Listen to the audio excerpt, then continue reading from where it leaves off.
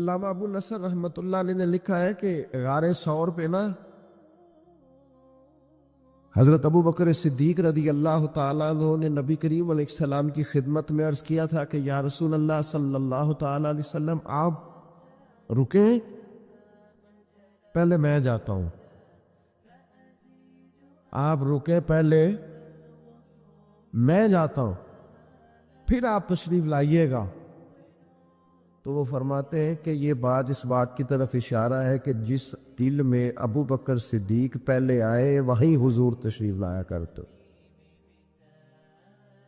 اگر جناب صدیق نہ آئے تو پھر حضور بھی۔ وہ فرماتے ہیں نبی پاک علیہ السلام نے چونکہ کبھی کسی کا احسان رکھا نہیں، حضور نے فرمایا چل ٹھیک ہو گیا، ابو بکر سودا کر لیتے، وہ یا زبان حال سے سودا ہو گیا۔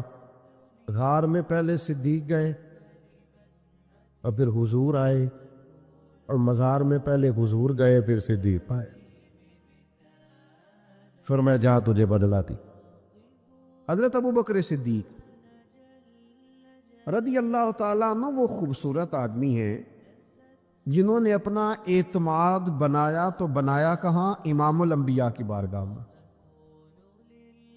اور میں حیران ہوتا ہوں کہ یہ کس طرح کا سونا سا بندہ ہے جس پر نبی پاک نے اعتماد کیا اور سب سے زیادہ کیا، اور وہ چیزیں جو مطلب بندہ کہتا ہے نا کہ یار یہ تو میری پراپرٹی ہے، یہ سارا کچھ، اس طرح کا حضور کا رویہ۔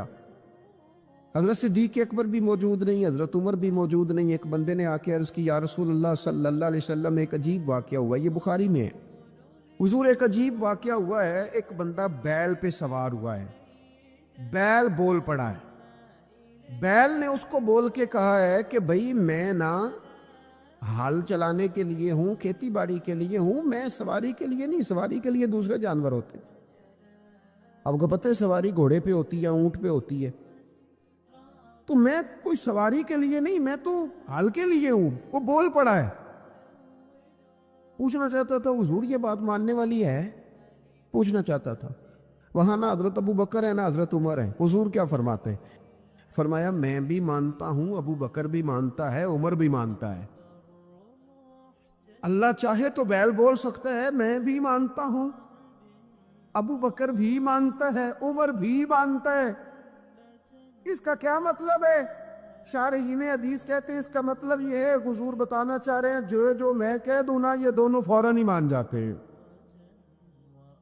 یہ اعتبار ہے عزیز بھائی۔ حضرت صدیق اکبر کا جو انداز ہے نا، میں آپ کو عرض کروں، خانقاہوں پہ غریب لوگ، آستانوں پہ غریب لوگ، مساجد میں غریب لوگ، میلاد کی محفل میں غریب لوگ۔ اقبال نے بہت پہلے کہا تھا کہ آ کے صف آرا جو ہوتے ہیں تو غریب، اور نام لیتا ہے گر کوئی ہمارا تو غریب۔ یہ غریب لوگ ہیں جو آ کے یہاں اللہ اللہ کرتے ہیں۔ عمراء تو اپنی دولتوں میں اور بڑی بڑی دعوتوں میں اور بڑے بڑے معاملات میں مصروف رہتے ہیں۔ حضرت صدیق اکبر امیر آدمی تھے اور ان کا بڑا نام تھا، جانے جاتے تھے۔ جب انہوں نے کلمہ پڑھا نا، ہلچل مچ گئی کہ ابو بکر کلمہ پڑھ گئے۔ یہ جو آیت میں نے تلاوت کی ہے نا وَاتَّبِعْ سَبِيلَ مَنْ أَنَابَ إِلَيَّ، اس آیت کی تفسیر میں علامہ سید محمود آلوسی اندلسی رحمۃ اللہ علیہ صاحب تفسیر روح المعانی میں لکھا ہے کہ یہ جو اللہ فرماتے ہیں نا اس کے پیچھے چل جو میری راہ لایا، یہ آیت کب نازل ہوئی؟ فرماتے ہیں حضرت صدیق اکبر نے کلمہ پڑھا تو جنگل کی آگ کی طرح خبر پھیل گئی، ہر کونے میں باتیں ہونے، اور ابو بکر بھی کلمہ پڑھ گئے۔ اتنا بڑا تاجر، سردار، اپنے قبیلے کا مالدار بندہ ابو بکر، حضرت ابو بکر صدیق رضی اللہ تعالیٰ عنہ اتنے بڑا نام رکھتے تھے۔ اب انہوں نے جب کلمہ پڑھا نا تو ان کے جو دوست تاجر تھے نا، بڑے بڑے لوگ جنہوں نے اونٹ رکھے ہوں، ان کے دروازے بھی اونچے ہی ہوتے ہیں، تو اونچے دروازوں سے اونچے لوگ ہی آتے ہیں، اونچے اونچے لوگ ان کے دوست تھے۔ کون؟ سب سے امیر آدمی حضرت عبد الرحمن ابن عوف، مکے کے بہترین تاجر حضرت عثمان غنی، حضرت زبیر بن عوام، حضرت سعید بن زید، حضرت طلحہ بن عبید اللہ، یہ ان کے دوستوں کی جماعت تھی۔ یہ سارے اکٹھے ہو کے نا تو تصدیق کرنے گئے، جا کے کہنے لگے ابو بکر آپ نے کلمہ پڑھ لیا، سنا ہے؟ آپ فرمانے لگے سادہ تو نہیں نا اس سوال کا جواب، یہ کوئی عام کسی کا ذکر تو نہیں نا کہ میں فٹافٹ کر دوں ذرا بیٹھ جاؤ،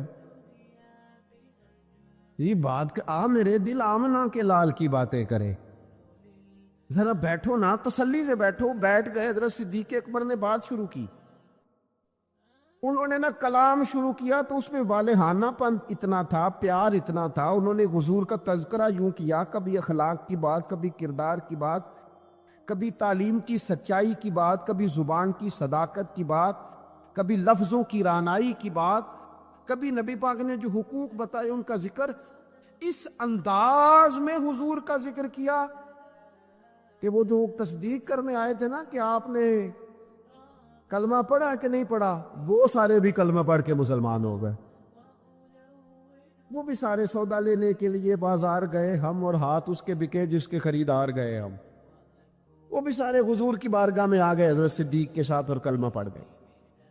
یہ جو اعتماد ہے نا حضرت صدیق اکبر کو حاصل، نبی پاک کا اعتماد، یہ ہمیں بتاتا ہے کہ دنیا میں قیمتی چیز اعتماد ہے، یعنی آپ پر کوئی اعتماد کرتا ہے کہ نہیں؟ غریبی آ گیا نا، اتنا مشکل مسئلہ نہیں،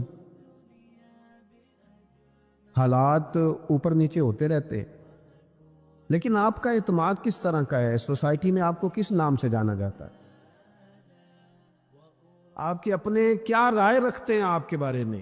ان کا یہ خیال ہے کہ یہ بندہ قابل اعتماد نہیں، یہ ہر جماعت کا ممبر ہے، ہر گروپ کا ہی بندہ ہے، ادھر بھی ہے ادھر بھی ہے، وہاں بھی ہے یہاں بھی ہے، تو آپ اگر با اعتماد نہیں تو پھر کچھ بھی نہیں، اور اگر آپ کا اعتماد ہے تو پھر بڑا مزیدار ہوتا ہے وہ آدمی جو غریبی میں بھی ساتھ ہو، امیری میں بھی ساتھ ہو، شہرت میں بھی ساتھ ہو، گمنامی میں بھی ساتھ ہو، وہ بڑا کمال شخص ہوتا ہے۔ وہ ایک درویش کہا کرتے تھے حضرت صدیق اکبر کا کمال یہ ہے کہ انہوں نے یاری تو مکے میں لگائی تھی، یاری لائی سانے مکے چ تے جوان کرائی سانے بدر چ تے نال نبھائی نے قبر چ، پانی پرن سہیلیاں تے رنگا رنگ کڑے، اسی تے پھر پریا اس دا ہی جانیے جس دا توڑ چڑھے۔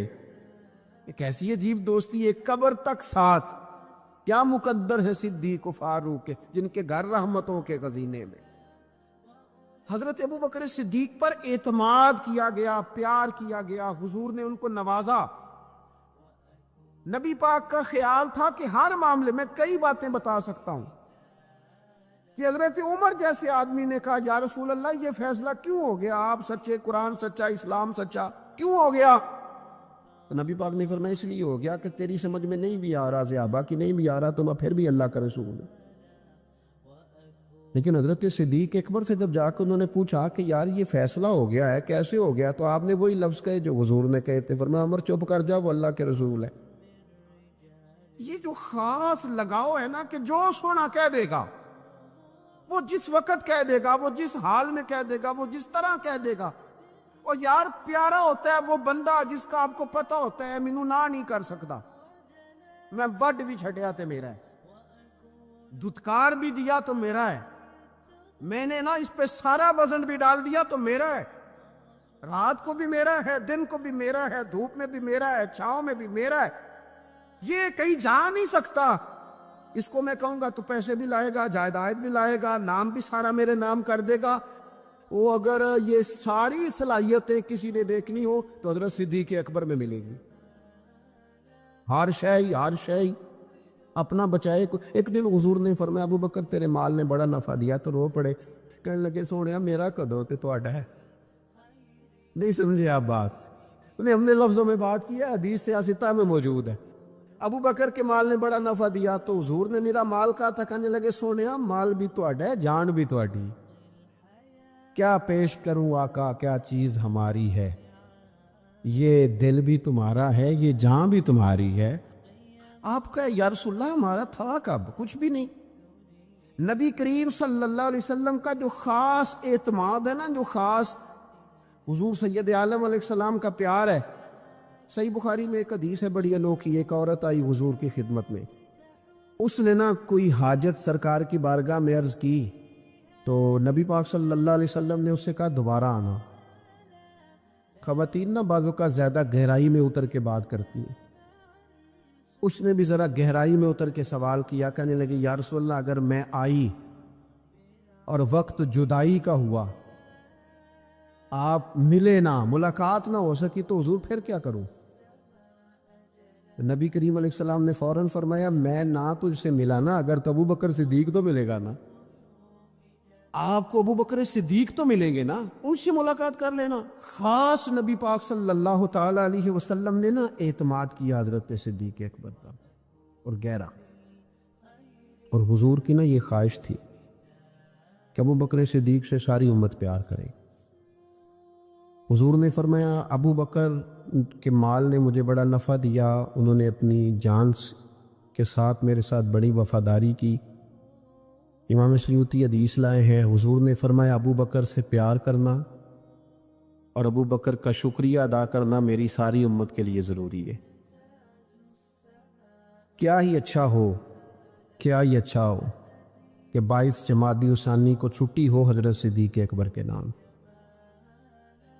گلی گلی نیچے سے لے کر اوپر تک حضرت صدیق اکبر کے نام کی کانفرنسیں ہو، لوگوں کو حضرت صدیق اکبر کی روشن تعلیمات سے، کردار سے، سوانے سے، سیرت سے آگاہی ہو۔ کیا ہی اچھا ہو کہ حضرت صدیق اکبر رضی اللہ تعالیٰ عنہ کا عنوان سیرت ہماری درسی کتابوں میں شامل ہو۔ یہ جو خود غرضی کا دور آیا ہے، بے وفائی کا دور آیا ہے، یہ جو اپنے حصے کا لالچ بٹورنے کا دور آیا ہے، اس دور میں ضرورت زیادہ بڑھ گئی ہے کہ حضرت صدیق اکبر کا ذکر کیا جائے۔ اگر وفاؤں کے عنوان مرتب کر کے کوئی دنیا کو دینا چاہے تو حضرت صدیق اکبر کی زندگی مرتب کر کے دے، تاکہ لوگ اپنی طبیعتوں کے اندر وفا لا سکیں، پیار لا سکیں، محبت لا سکیں۔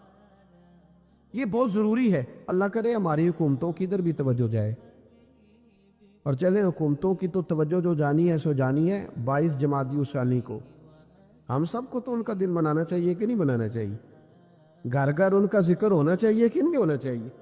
ان کا تذکرے سے ہماری اولادوں کے دلوں کو ہمیں منور کرنا چاہیے کہ نہیں کرنا چاہیے؟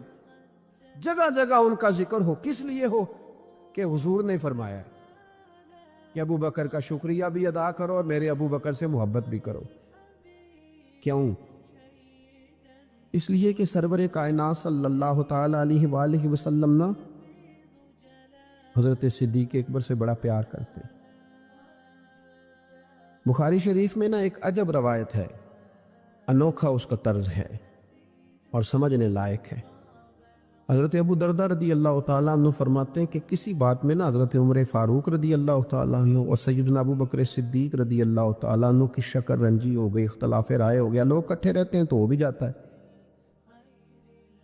آپ فرماتے اختلاف رائے ہو گیا تو حضرت ابو بکر صدیق فرماتے ہیں کہ میں نے پہلے سخت بات کی تھی، پھر مجھے احساس ہوا تو میں نے عمر سے معافی مانگی، لیکن سیدنا عمر کے مزاج میں جلال تھا، طبیعت میں، انہوں نے معاف کرنے سے انکار کر دیا۔ حضرت صدیق اکبر وہاں سے نکلے اور سیدھے نبی کریم کی بارگاہ میں حاضر ہوئے۔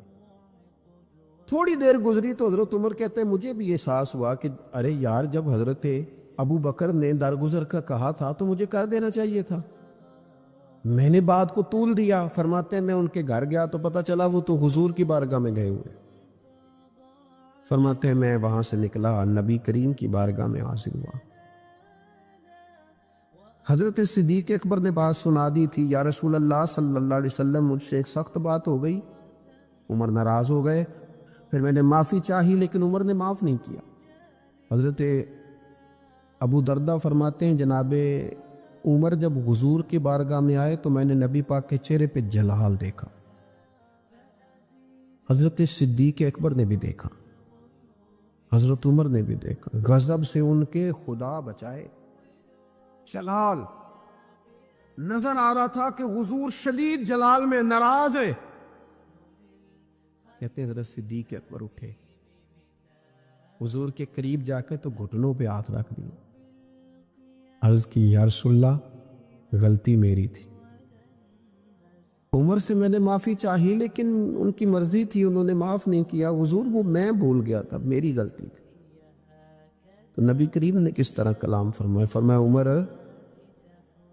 تمہاری قوم نے نا مجھے جھٹلایا تھا، ابو بکر نے میری تصدیق کی تھی۔ فرمایا لوگ تلواریں لے کے مجھے شہید کرنے نکلے تھے، ابو بکر نے سینہ کھول کے میرا دفاع کیا تھا۔ حضرت ابو بکر صدیق نے گھٹنے پکڑے، یا رسول اللہ وہ میری غلطی ہے، حضور مہربانی فرمائے، میں کون ہوں مال خرچ کر سکوں، میری کیا حیثیت ہے؟ یا رسول اللہ صلی اللہ علیہ وسلم نہیں، وہ ایسی بات کوئی نہیں۔ تو محبوب فرمانے لگے کیا جملے ہیں، کیا درد ہے۔ حضور نے فرمایا عمر کیا تم میری وجہ سے ابو بکر کو چھوڑ نہیں سکتے تھے؟ مانا کیا ہے کہ اگر بات ہو بھی گئی تھی تو تم میرا جان کے، میرا محبوب جان کے، پیارا جان کے چھوڑ نہیں سکتے تھے؟ حضرت ابو دردہ کہتے ہیں وہ دن اور تا دم وصال پھر کسی بندے نے حضرت صدیق اکبر کو تکلیف نہیں دی۔ حضرت ابو بکر صدیق رضی اللہ تعالیٰ عنہ کی قیادت کا عجیب رنگ ہے کہ اگر ملی، قومی، عالمی قیادت والے ان کے پیچھے چلیں گے تو انہیں بھی بڑی خیرات ملے گی۔ وہ دلیر لیڈر، وہ دلیر رہنما کہ جنہوں نے منکرین زکوٰۃ کے معاملے میں اور عقیدہ ختم نبوت کے تحفظ کے لیے یہاں تک اعلان کر دیا کہ بھئی یہ کام میں ضرور کروں گا، چاہے میں مدینہ شریف میں اکیلا رہ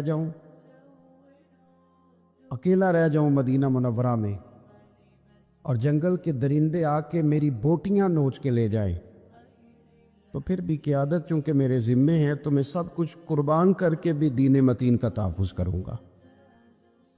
یہ ہے ان کی وہ قیادت جس کے پیچھے پھر لوگ چلے۔ لیکن ایک تو یہ تاریخ ہے کہ ایک مضبوط اعصاب والے قائد، اور ایک تاریخ یہ ہے بڑے بڑے لوگوں کو دنیا میں وفادار کہا گیا، بڑے بڑے لوگوں کو عاشق کہا گیا، بڑے بڑے لوگوں کو کہا گیا کہ یہ فنا ہیں اپنے محبوب کی محبت میں، بڑے بڑے لوگوں کو کہا گیا کہ ان سے بڑھ کے ادب والا کوئی نہیں۔ لیکن تاریخ لکھنے والے اور قوموں کے حالات قلم بند کرنے والے اور لوگوں کو ادب کا، عشق کا، وفا کا پیغام دینے والے جب بھی قلم اٹھاتے ہیں نا اور وفا کی وہ حد تک جانے لگتے ہیں تو انہیں سب سے پہلے جو نام نظر آتا ہے وہ حضرت ابو بکر صدیق کا ہے۔ وفا بھی ختم ہے، ادب بھی ختم ہے، عشق بھی ختم ہے۔ کوئی دنیا کی تاریخ جس میں ادب لکھا جائے گا وہ محتاج رہے گی کہ اسے خیرات صرف حضرت صدیق اکبر کے دروازے سے ملے گی۔ وفاداری ہو، ادب ہو، عشق ہو، جانثاری ہو۔ یہ لوگ بڑا کچھ دیکھ داکھ کے چلتے ہیں، لیکن اقبال جیسے لوگ کہنے لگے جس بندے نے ختم کر دی ہے نا بات، ختم بس کر دی کہ اس سے آگے ہماری کائنات ختم ہو جاتی ہے، بس وہ جناب صدیق اکبر کی ذات ہے۔ انہوں نے لوگوں کو بتایا کہ ہماری دنیا شروع بھی مدینے والے محبوب کے قدموں سے ہوتی ہے اور ختم بھی مدینے والے محبوب کے قدموں سے۔ صدیق کے لیے ہے خدا کا رسول اور بس، ختم ہو گئی بات۔ تو حضرت ابو بکر صدیق رضی اللہ تعالیٰ عنہ کی زندگی کو پڑھنا، ان کے احوال کو جاننا، ادب والے لوگوں کے لیے، عشق والے لوگوں کے لیے، اتباع والے لوگوں کے لیے، سید عالم میرے پیارے حبیب صلی اللہ علیہ وسلم کے نقش قدم چلنے والے لوگوں کے لیے بڑا ہی ضروری ہے۔ وہ جتنی دیر تک حضرت صدیق اکبر رضی اللہ تعالیٰ عنہ کو پڑھیں گے نہیں، سمجھیں گے نہیں، اتنی دیر تک پتہ نہیں چلے گا کہ حضور کا ادب کیسے کرنا ہے، حضور کی اتباع کیسے کرنی اور محبوب سے محبت کیسے کرنی۔ یہ ضروری کام ہے۔ قرآن مجید فرقان حمید میں اللہ کریم نے ارشاد فرمایا، سورہ لقمان کے اندر فرمایا وَاتَّبِعْ سَبِیلَ مَنْ أَنَابَ إِلَيَّ، فرمایا کہ اس کے رستے پہ چلو، اس کی راہ پہ چلو جو میری طرف رجوع لایا ہے، جس نے میری طرف رجوع کیا اس کے پیچھے چلو۔ علامہ سید محمود آلوسی رحمۃ اللہ علیہ صاحب تفسیر روح المعانی فرماتے ہیں کہ یہ آیت تب نازل ہوئی تھی جب جناب صدیق اکبر نے کلمہ پڑھا تھا۔ آدمی جس لیول کا ہوتا ہے اس کی دوستیاں بھی اسی طرح کی ہوتی ہیں، اور جب کوئی بڑا آدمی کسی دینی اسلامی روحانی زندگی کو اپناتا ہے تو اس کے پیچھے چلنے والے بھی وہ زندگی اپنا لیتے ہیں۔ اسی لیے کہا گیا کہ لوگ اپنے سرداروں کے مذہب پہ ہوتے۔ حضرت سیدنا ابو بکر صدیق رضی اللہ تعالیٰ عنہ نے کلمہ پڑھا تو صاحب تفسیر روح المعانی ارشاد فرماتے ہیں کہ یہ بڑے گہرے دوست تھے حضرت ابو بکر صدیق کے، جو تاجر تھے نا بڑے بڑے مکے کے، چونکہ جناب صدیق اکبر بھی تاجر تھے۔ یہ تاجر سارے دوست تھے حضرت صدیق اکبر کے۔ کون کون؟ حضرت سیدنا عبد الرحمن ابن عوف رضی اللہ تعالیٰ عنہ، حضرت عثمان غنی رضی اللہ تعالیٰ عنہ، حضرت زبیر بن عوام رضی اللہ تعالیٰ عنہ، حضرت طلحہ بن عبید اللہ رضی اللہ تعالیٰ عنہ۔ یہ سارے لوگ حضرت صدیق اکبر رضی اللہ تعالیٰ عنہ کے دوست تھے۔ حضرت سعید بن زید رضی اللہ تعالیٰ عنہ، یہ سارے لوگ تاجر تھے۔ تو جب پتہ چلا نا کہ ایک بڑے تاجر نے، حضرت ابو بکر صدیق رضی اللہ تعالیٰ عنہ نے کلمہ پڑھ لیا ہے، تو یہ خبر جنگل کی آگ کی طرح پھیل گئی، ہر آدمی تک بات پہنچ گئی، ہر شخص نے اس بات کو سن لیا۔ اب وہ سارے لوگ تصدیق کرنے کے لیے کہ یار بڑا سیانہ بندہ ہے، بڑا سمجھدار آدمی ہے، تاجروں میں اس کا بڑا نام ہے، کاروباری لوگ اسے بڑے قریب سے جانتے ہیں، تو وہ تصدیق کرنے کے لیے سارے لوگ جناب صدیق اکبر کے پاس آئے۔ حضرت صدیق اکبر سے تصدیق اس طرح کی سنی، اس طرح کی تصدیق سنی، اس طرح کی تصدیق سنی کہ پھر سارے ہی مدینے والے محبوب کا کلمہ پڑھ گئے، حضور کا کلمہ پڑھ گئے، بس تصدیق کرنے آئے، تصدیق کرنے آئے حضور سے۔ اور نبی پاک صلی اللہ تعالیٰ تیریاں ویکھ کے اداواں تے میں مرید ہی ہو گئی۔ پھر وہ سارے حضور سید عالم آئے تھے تصدیق کرنے، سودا لینے کے لیے بازار گئے ہم، پر ہاتھ اس کے بکے جس کے خریدار گئے ہم۔ تو وہ نا حضور کی غلامی میں آ گئے۔ تو سمجھ لیں اس بات کو اور اس پر غور کر لیں کہ نبی پاک علیہ الصلاۃ والسلام کے اس غلام کا یہ حال ہے کہ یہ کلمہ پڑھیں تو مکے کے بڑے بڑے تاجروں میں انقلاب برپا کر دے۔ اتنا اثر ہوا باقی لوگوں پہ کہ وہ تصدیق کرنے آئے تھے، تصدیق کرنے، اور ایسی تصدیق انہوں نے کی، ایسی تصدیق کی کہ پھر ساری زندگی مدینے والے محبوب کے گن گا کے گزار دی۔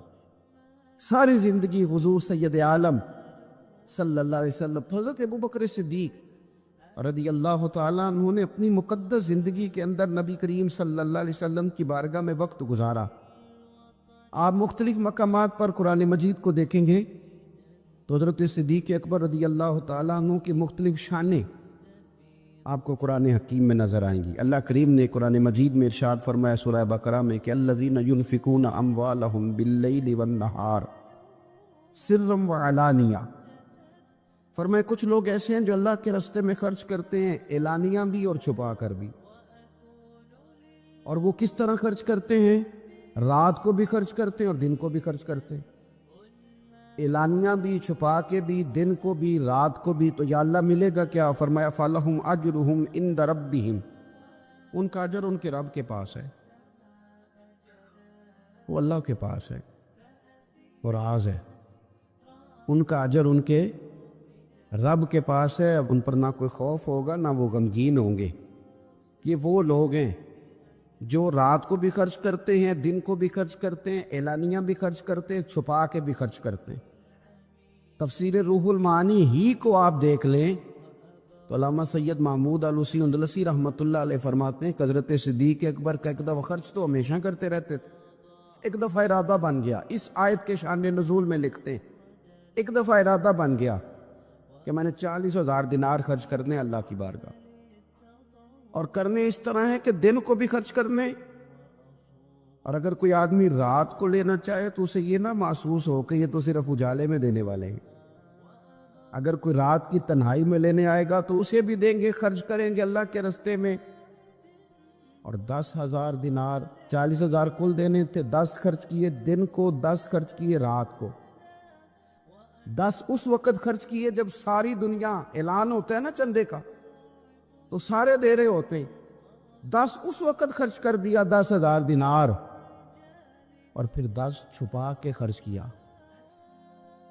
10 چھپا کے بھی خرچ کیا. یعنی اس وقت بیچ مجمع کے بھی دینا بعضوں کا بہتر ہوتا ہے کہ دوسروں کو بھی رغبت ہوتی ہے, کیونکہ ایک بندہ اگر کہیں خرچ کرتا ہے تو پھر دوسرے بھی دیکھ کے خرچ کرتے ہیں. تو جب سب دے رہے تھے تب بھی دیا, اور جب کوئی نہیں دے رہا تھا تو تب بھی دیا, اور دن کو بھی دیا اور رات کو بھی دیا. تو رب کریم نے پھر اس کا ذکر قرآن مجید میں فرما دیا. تو حضرت ابو بکر صدیق رضی اللہ تعالیٰ عنہ کی حیات مبارکہ کو آپ پڑھیں, اس پر آپ غور کریں. ایک مقام نہیں, درجنوں مقامات آپ کو ایسے ملیں گے. اسی طرح امام فخر الدین رازی رحمۃ اللہ علیہ تفسیر کبیر میں فرماتے ہیں کہ یہ جو آیت ہے نا, ان الذین قالوا ربنا اللہ ثم استقاموا تتنزل علیہم الملائکہ, بے شک وہ لوگ جنہوں نے کہا کہ ہمارا رب اللہ ہے پھر وہ اس پر قائم ہو گئے تو ان پر فرشتے اترتے ہیں. اور فرشتے کیا کہتے ہیں؟ اللہ تخافوا ولا تحزنوا, خبردار خوف نہ کرو, غم نہ کھاؤ.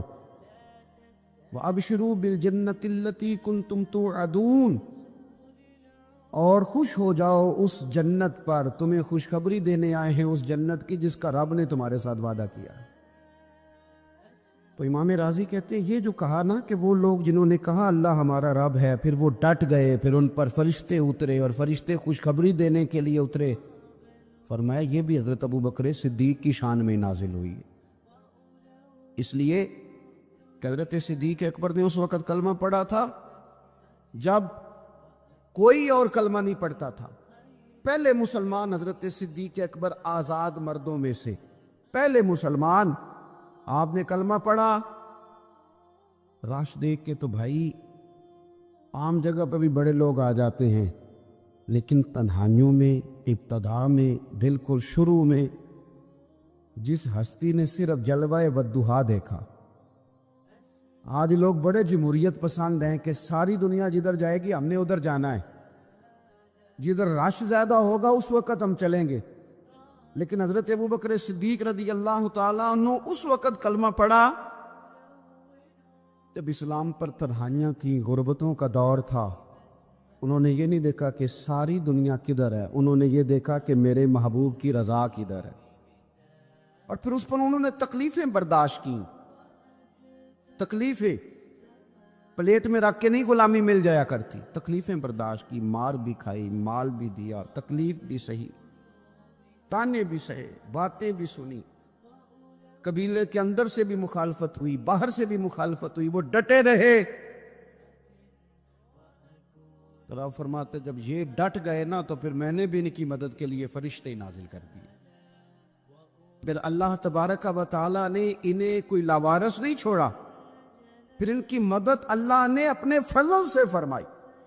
حضرت صدیق اکبر رضی اللہ تعالیٰ عنہ کی مقدس حیات مبارکہ, اس پر بے شمار فضائل میں آپ کو احادیث ملیں گی, بے شمار آپ کو آیات بینات ملیں گی. سمجھنے کی چیز یہ ہے ان کی زندگی کو دیکھا جائے, پڑھا جائے. میں نے بڑا غور کیا ہے, جتنا کو میرا محدود سا مطالعہ ہے, جتنا کو میں فہم اور علم رکھتا ہوں, میں نے بڑا غور کیا ہے اور بڑی باریکی سے کیا ہے, اور ان کی زندگی کے شب و روز کو بار بار پڑھا ہے. اور وہ جتنے پیچ و تاب ہیں ہجرت سے لے کر بدر تک اور بدر سے لے کر فتح مکہ تک, ہر میدان, ہر جگہ, ہر کوچہ, ہر نگر, تو ایک ہی بات سمجھ میں آئی ہے کہ جس طرح پروانہ چراغ کے گرد گھوم کے زندگی گزار دیتا ہے, گھوم کے زندگی گزار دیتا ہے, روشنی جہاں نظر آتی ہے تو پروانہ ساتھ ہی نظر آتا, کہیں اور دکھائی دیتا ہی نہیں. اسی طرح میرے پیارے حبیب نبی کریم صلی اللہ تعالیٰ علیہ وسلم کی نبوت کی روشنی کے گرد جو پروانہ دیوانہ وار ہمیں نظر آتے ہیں, ان کا نام حضرت ابو بکر صدیق ہے. حضور کی رضا کو پا لینا۔ حضور کیا چاہتے ہیں، اس چاہت کے مطابق کوشش کرنا۔ جس نے میرے نبی پاک علیہ الصلوۃ والسلام کے ساتھ عداوت رکھی، اس کے ساتھ عداوت رکھنا، اسے اپنا دشمن جاننا۔ جس کے ساتھ میرے نبی کریم صلی اللہ تعالی علیہ وسلم کی غلامی کا رشتہ ہو گیا، جو حضور کا وفادار ہو گیا، اس کے ساتھ دست شفقت پھیرنا، اس سے پیار کرنا۔ حضور صلی اللہ علیہ وسلم نے خود فرمایا کہ میری امت پر سب سے زیادہ نرمی کرنے والے ابو بکر صدیق ہیں۔ اس کے ساتھ محبت کرنا، اس کے ساتھ پیار کرنا، اپنی ظاہری زندگی کو، اپنے وجود کو، اپنی خواہشات کو، اپنی اولاد کو، اپنے تعلق کو، سب کو پیچھے رکھ کے سب سے آگے اپنے محبوب کی ذات کو رکھنا۔ یہ کمال صرف حضرت صدیق اکبر ہی کو حاصل ہے۔